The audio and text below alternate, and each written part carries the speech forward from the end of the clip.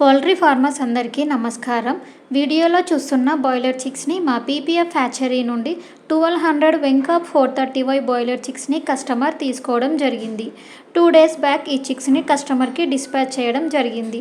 బ్రూడింగ్లో చూస్తున్నట్లయితే brooding maintenance లేదనే చెప్పవచ్చు. మనకు చిక్స్లో మంచి గ్రోత్ రావాలి అంటే చిక్స్ వచ్చిన మొదటి 7 రోజులు చాలా జాగ్రత్తగా చూసుకోవాలి. ఇప్పుడు ఎండాకాలం కాబట్టి కొంచెం ఎక్కువ కేరే తీసుకోవాలి. వీడియోలో చూస్తున్నట్లయితే ఈ కస్టమర్ బ్రూడింగ్లో న్యూస్ పేపర్ వేయలేదు. ఈ విధంగా బ్రూడింగ్ చేయడం వల్ల చిక్స్లో లెగ్ వీక్స్ వచ్చే అవకాశం ఉంటుంది. ఎందుకంటే ఇక్కడ మనం తీసుకునేది డే ఓల్డ్ చిక్స్ కాబట్టి వాటి కాళ్ళు సెన్సిటివ్గా ఉంటాయి. వరి పొట్టు గరుకుగా ఉండడం వల్ల చిక్స్ కాళ్ళకు గుచ్చుకుపోయి చిక్స్లో వ్యాధులు వస్తాయి. దానివల్ల మొటాలిటీ అయ్యే అవకాశాలు ఉంటాయి. కాబట్టి బ్రూడింగ్లో న్యూస్ పేపర్ ఖచ్చితంగా వేయాలి. ఇలా 7 రోజుల వరకు మెయింటైన్ చేయాలి. డైలీ పేపర్ చేంజ్ చేస్తూ ఉండాలి.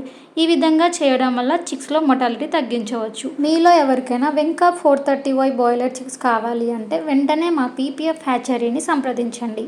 Thank you for watching.